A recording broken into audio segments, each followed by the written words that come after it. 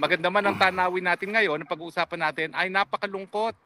Mahigit kalahati or 52% ng mga Pilipino sang-ayon sa SWS ay nagugutom. Bakit? At ito po'y bagong record na naman. Ang galing talaga ng bagong Pilipinas. Pinakamatinding pagkagutom nito. Mas tumitindi pa kaysa doon sa or kapareho lang kung ikokompara doon sa pagkagutom ng panahon ng pandemya. Ano bang nangyayari? Well, unang-una, malinaw ha, yung mga bilyon-bilyones na ginagastos natin para sa AIC, sa tupad, at kung ano-ano pang ayuda dyan, hindi napupunta sa taong bayan. Kasi kung napupunta yan sa taong bayan, bilyon-bilyon yan, siguro naman hindi kalahati ng Pilipino. Higit pa nga kalahati ng Pilipino ang nagugutom. Ibig sabihin, kinukurakot ng mga congressman at senatong yung mga AIC, mga tupad, mga MAIF, ay nako, inuubos, binubuwaya ng mga walang ya. Malinaw po yan. Dahil kung hindi, sa dami ng ayuda na pinamimigay natin, dapat hindi na mahigit pa sa kalahati ng mga Pilipino ang nagugutom. Pangalawa, baliwala yung mga opisina ng gobyerno na talagang dapat nakatutok sa pagkagutom. Ano yung mga opisinang yan? Yung NAPSI, yung National Anti-Poverty Commission, okay? Tapos meron pang Presidential Advisor on Poverty. Siguro dapat buwagin na yung mga opisinang yan dahil walang silbi.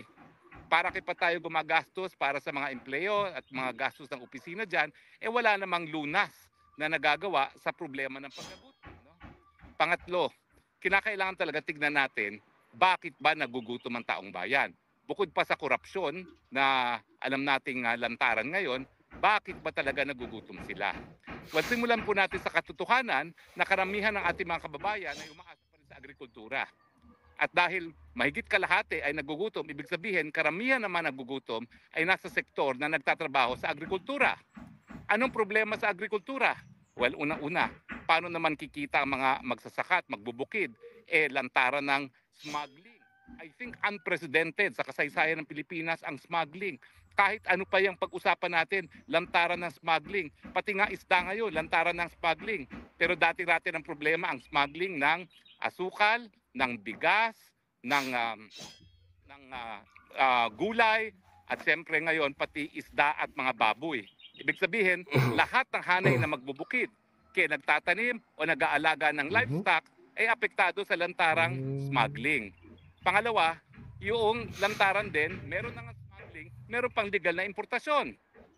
Alam niyo po, kada desisyon ng gobyerno na mag-import, bagamat yan ay dahil ayaw nilang tumaas ang presyo ng bilihin para sa karamihan ng mga mamimili, ibig sabihin yan, mas problematic ang kabuhayan ng mga magsasaka at magbubukid. Diba? Simple arithmetic naman yan. Kung talagang pabababain mo ang presyo, meron ka ng kalaban sa smuggling, tapos meron pang legal na importasyon, paano na ang hanap buhay ng mga magsasaka? So ang kinakailangan talaga nating gawin para tumaas o mababa na yung insidente ng pagkagutom ay itaas ang kabuhayan ng ating mga magsasaka at magbubukid. At mangyayari lang yan, unang-una, kung talagang ititigil natin ang korupsyon dun sa mga ayuda. At pangalawa, buhusan natin ang suporta ng mga magsasaka. Alam naman natin na hindi gaya ng Thailand, hindi gaya ng Vietnam, hindi gaya ng Cambodia at Laos na wala tayong natural na irigasyon kasi meron silang Mekong River. So kinakailangan talaga natin paggugulan ng kapital ang patubig. At nung tayo naman po ay naging miyembro ng Kongreso, sinulong natin yung libreng patubig sa mga maliliit na magsasaka. Ang problema, kalahati lang po ng kabukiran natin ang merong patubig. Kaya nga po sinasabi ko, suportahan natin yung Gabay Party List, number 139 sa balota, dahil ang gagawin nila, 100% irrigation. Nang sa ganon, 100% ng mga maliliit na magsasaka makikinabang sa libreng irigasyon. Pero ang irigasyon ay isa lang yan na pangangailangan ng ating magbubukid. Kinakailangan din nila ng mga binhi, lalong-lalo na yung mga high-yielding, typhoon-resistant na mga hybrid, lalong-lalo na sa palay. Naku, ang dami na pong mga hybrid variety na ginagawa ng IRRI. Ang problema, yung mga bansa gaya ng Vietnam, ng Thailand at Laos, ginagamit yung mga binhi na dinidevelop ng IRRI. Tayo, hindi natin ginagamit kasi hindi ma-afford ng mga magsasaka. Kaya naman, dyan dapat pumasok ang suporta. Alam niyo po, walang problema kapag nagsusuporta ang ating mga magsasaka. Dito nga po sa Netherlands, grabe ang suporta nila.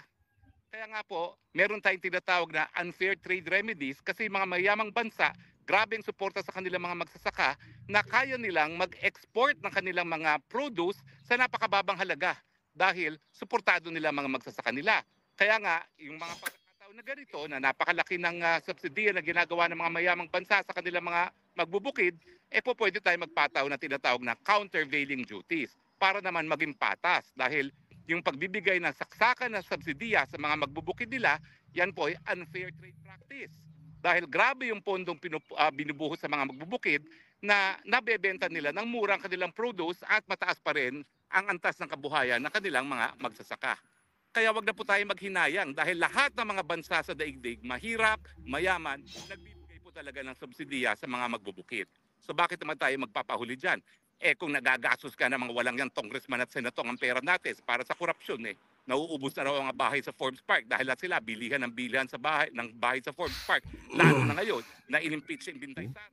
Bilyones ang binigay sa mga congressman at sigurado ko multi-billion ang ibibigay sa mga senatong para makonvict si Inday Sara.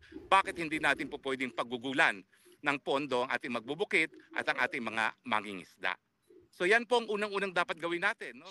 Kailangan suportahan ang agrikultura dahil karamihan ng mga nagugutom ay nagtatrabaho sa hanay ng agrikultura.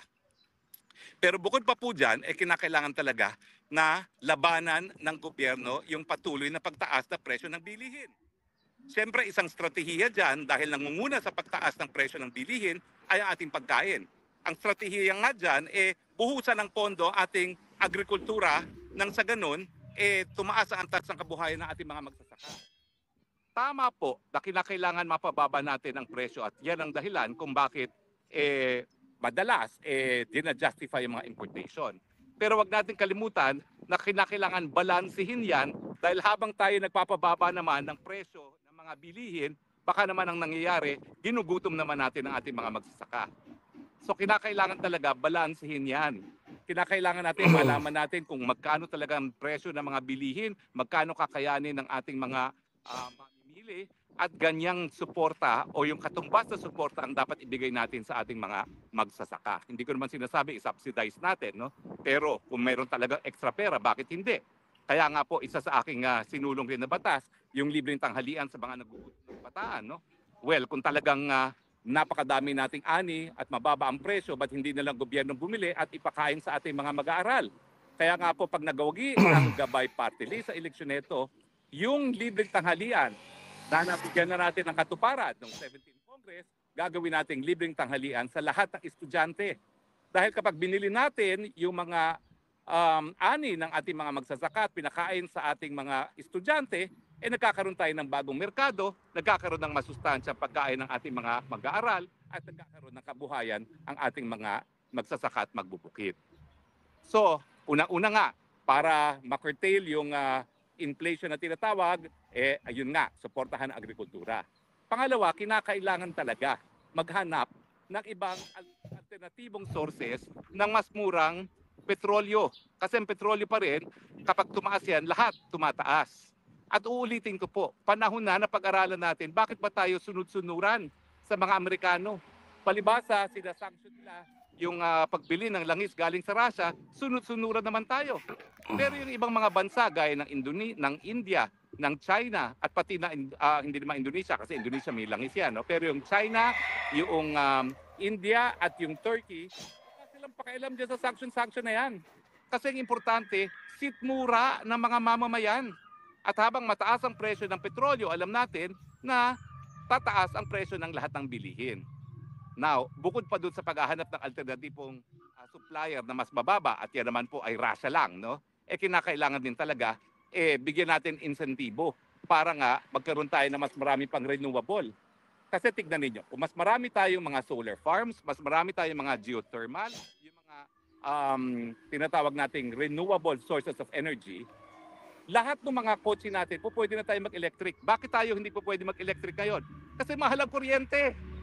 Pinakamahal sa buong Asia ang kuryente sa Pilipinas. So anong matitipid mo kung mag-electric car ka nga, mahal naman ang kuryente. So kinakailangan talaga, gawing mabilis ang proseso ng pagtatayo ng renewable energy, gaya ng solar at geothermal at saka wind power. Taalisin na yung dyan na nagiging balakid alisin na yung kagustuhan ng mga dambuhalang energy company na sila magmonopolya nitong industriyang ito. Hayaan na natin pati mga maliliit na mga kumpanya na maglagay ng mga solar panels sa mga tahanan. Huwag na natin payagan ng Meralco na ilimit yung incentives ng mga mamimili kapag sila maglalagay ng solar panels sa kanilang mga kabahayan. Dahil pag napababa natin ang presyo ng kuryente, pwede na talaga tayong magkaroon ng mga electronic vehicles pag mababa ang presyo ng kuryente, siyempre, mas magiging viable yung paggamit ng e-vehicles. Ngayon kasi ang mahal ng kuryente, paano maging viable sa Pilipinas yan? Kaya nga hindi masyado bumibenta ang mga e-vehicles. At ito rin ang dahilan kung bakit walang sapat na charging stations. Kasi bakit ka nga magkakaroon ng charging stations? Wala namang bumibili ng e-vehicles kasi nga mahal pa rin ang kuryente. So yan po talaga ay importante. At pangatlo na akin nakikitang solusyon ay talagang kinakailangan, tutukan natin yung pagpapababa ng presyo ng kuryente, hindi lang sa pamamagitan ng renewable. Kasi renewable, pwedeng yung mga nagbebenta ng kuryente nang masiguro naman natin na hindi talaga sobra-sobra ang kanilang tubo. No? Kasi nga, hindi ko maintindihan bakit pinakamahal na kuryente tayo sa buong Asia ngayon. Diba? Anong meron ng bansang Indonesia, Thailand, Malaysia na mas mababa ang presyo ng kuryente na wala tayo? Ang iniisip ko dyan, kasi nga, dito sa Pilipinas, ang mga industriya, nakikialam din sa politika. So habang malakas ang impluwensya nila sa politika, napalalaki nila ang tubo nila. Kaya nga ang ERC na siya naman dapat nag-fix ng rate para protektahan ng mga mamimili, walang magawa. Dahil talagang hawak ng mga mayayaman sa atin ang desisyon kung magkano rin ang ibabayad sa kanilang sariling mga bulsa. Diba? Now, ilan lang po yan sa mga solusyon dito sa problema ng pagkagutom. No? Pero ultimately, babalik at babalik yan doon sa isang leader na nasa tamang pag-iisip, alam ang gagawin para magkaroon ng solusyon, ibig sabihin, walang bisyo at malinaw mag-isip. Kaya naman pinakamatindi ngayon ng pagkagutom sa mahigit na 20 taon dahil ngayon lang tayo nagkaroon ng leader na walang malay kung ano nangyayari sa mundo at palagi talagang nasa mundo na hindi sa mundong ababaw. Kinakailangan tamang mag-isip pa rin ng leader. Balik pa rin tayo sa hair follicle test. Dahil habang wala ka sa tamang pag-iisip, wala ka talagang solusyon na maibibigay. Lalong-lalo na sa problema ng kagutuman. Hindi po malayo talaga yan, ha? Yung pagiging addictus benedictus na hanggang ngayon hindi sinasagot ng pinakamataas na opisyalis natin, yan po talaga yung nakakaapekto dahil tignan ninyo, bakit umabot sa ganito na mahigit 1 sa 2 Pilipino ang gutom? Tatanggapin na lang ba natin yan? Nakabahagi ng pang-araw-araw na buhay natin, nakalahati ng ating mga kababayan, nagugutom at tumataas pa ang antas ng mga nagugutom. Wala pong solusyon. Ang buong akala ko, ito yung figures na ng Marso, eleksyon na. 2 buwan na lang, mag-i-eleksyon na. So lumalabas na ang pera ng politiko. Pero nakakabahala, maski lumalabas ang pera ng politiko, abay marami pa rin gutom. Ano nangyayari? Ibig sabihin, talagang matindi na ang problema. At yan nga po, ang pinagmumulan niyan ay yung kawalan ng suporta sa agrikultura, kung saan nakasalalay ang ating karamihan ng mga manggagawa at mga kababayan, yung mataas na presyo ng bilihin, kaya hindi nga nila mabili. At siyempre, nandiyan pa rin yung problema ng kawalan ng trabaho at mababang sweldo. Diyan naman po papasok yung ating panlabas na relasyon. Ang ating mga karatig bansa, at hinahamon ko si Tariela kung ako'y mali, lahat po ng ating karatig bansa, Indonesia, Malaysia, Thailand, saksakan po ang pakinaba sa China. Bakit? Dahil nangungunang mamuhunan ang China sa mga bansang ito. Pangalawa, nangunguna pa rin ang hanay ng mga Chino sa mga turistang bumibisita sa mga bansang ito. Uulitin ko po, sa Thailand, 35 million tourists. Ikumpara nyo yan sa 5.5 million tourists sa Pilipinas. Ang maganda po kasi sa turismo, low-lying fruit na tinatawag. Wala ka nang gagawin dahil napakaganda na ng Pilipinas. Ang kinakailangan lang talaga, wag mong awayin yung pinanggagalingan ng mga turista. At wag mo ring awayin yung pinaka nagbibigay ng kapital ngayon sa Southeast Asia. Tariela, sagutin mo ko, hindi ba totoo yan? Tignan mo ang datos. Numero 1 pa rin pagdating sa kapital at pagdating sa turismo, ang Chino. Samantalang, sabi nyo, lahat ng Chino espiya. dahil meron daw batas ang China na nagsasabi lahat ng mga Chino ay espiya. Pwede ba yan? Bakit tayo bibisitahin ng mga Chino? Di ba nga, nagkaroon na ng advisory ang China na mag-ingat ang mga Chino dito sa Pilipinas dahil tinatarget sila ng Pilipinas? Deny pa tayo. Totoo yan. Pati mga estudyante, sinasabi nyo, espiya. Lahat ng mga Chino, sinabi na ni Gibo Teodoro, may batas na sila espiya. Aminin na natin yan, tinatarget natin ang mga Chino. Bakit? Dahil kinakailangan ni Marcos Jr. ang suporta ng Amerika para kahit gaano siyang kapalpak sa kanyang liderato, dahil wala siya sa tamang pag-iisip, susuportahin pa rin siya ng Amerika. Bakit? Dahil ginagamit niyang unsinkable warship ang Pilipinas sa pagpapayag na naririto ang mga militar ng Amerika. Malinaw po yan. At yan ay dahilan din ng kahirapan. Kasi yung kawalan ng kapital ay nagiging dahilan kung bakit mababa ang sweldo dahil kulang ang trabaho para sa ating populasyon. At yan din ang dahilan kung bakit kulang nga ang trabaho mismo. Pag-aralan po natin ang karanasan ng Vietnam, ng Malaysia, ng Indonesia, ng Thailand. Alam nyo, yung Malaysia, yung Vietnam, meron din po silang agawan ng teritoryo sa South China Sea. Pero hindi nila tinuturing na talagang kaaway ang China dahilan kung bakit nakikinabang pa rin sila sa kapital at yung pagdating ng mga turista galing sa China. Pwede namang gawin yan, nagawa na yan ni Tatay Digong, ba't hindi natin maulit muli?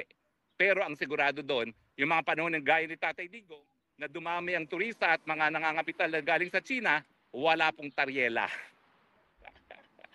Alam na natin ang mga balakid. At wala ring Marcos Jr. Although nakapagtataka, dahil yung practice naman ni Lisa Araneta Marcos, lumago yan. Dahil halos lahat ng kliyente niya, pati na yung mga pogo-pogo na yan, kliyente ng kanyang opisina.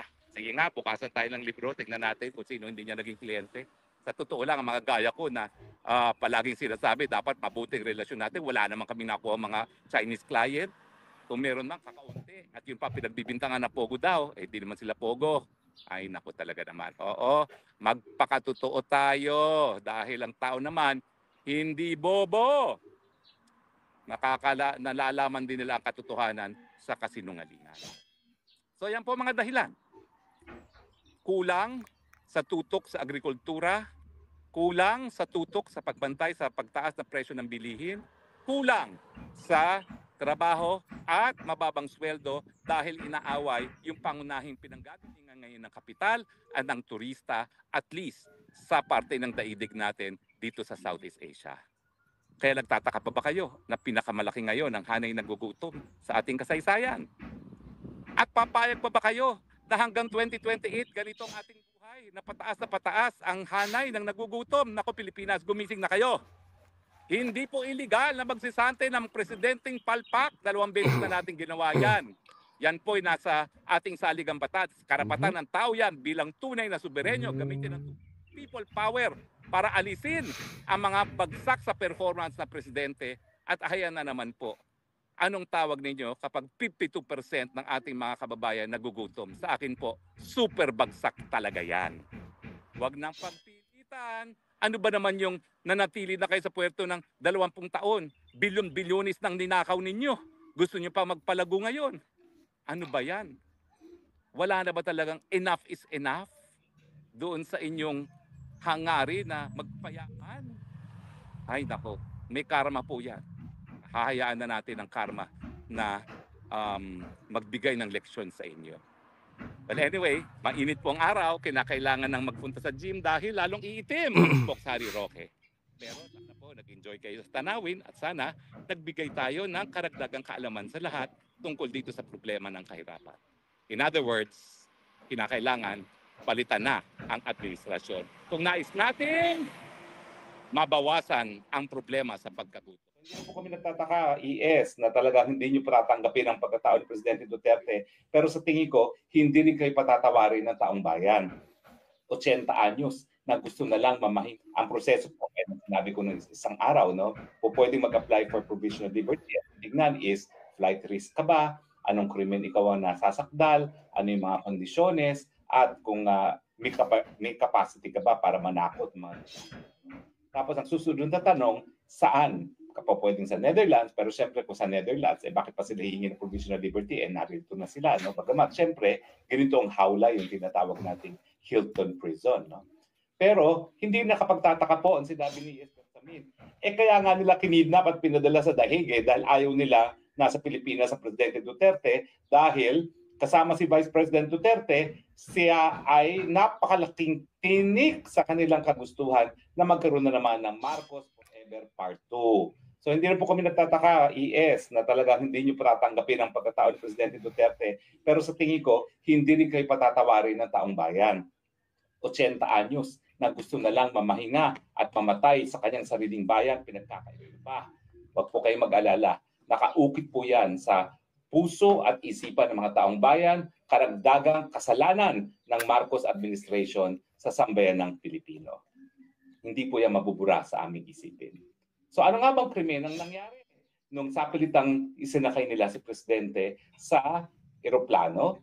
Well, ang ginagamit po nating term ay kidnapping. Pero sa totoo lang, ang kidnapping po, hindi po pwedeng gawin ng isang taong gobyerno. Kapag taong gobyerno po ang nanupil ng kalayaan ng liberty, ang tama pong krimen na nagawa ay yung tinatawag na arbitrary detention. Ano ba yung mga elemento ng arbitrary detention? Number one, yung nasasakdal o yung taong gumawa ay isang taong gobyerno. Pangalawa, pinakait niya yung kalayaan ng isang tao. No? Dapat merong aktual na paghuhuli at restraint ng kanyang kalayaan. Pangatlo, ito ay walang legal na basihan. So tignan natin kung nandyan ba yung mga elemento. Una-una, taong gobyerno ba? Lahat ng gabinete at ang presidente na nagkunsyabahan, conspiracy na ipagkait ang kalayaan ng dating Presidente Rodrigo Roa Duterte. Ang sagot, oo. Element 1, present.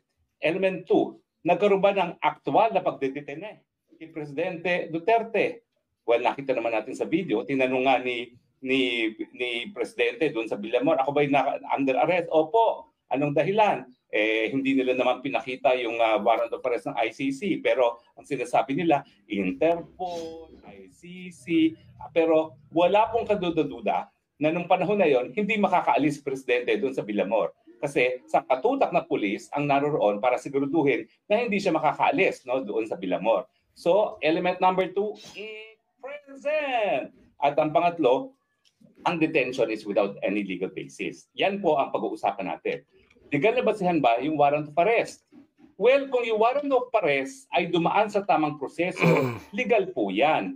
Pero ang sinasabi nga natin, hindi tama ang proseso. Ano yung hindi nasunod?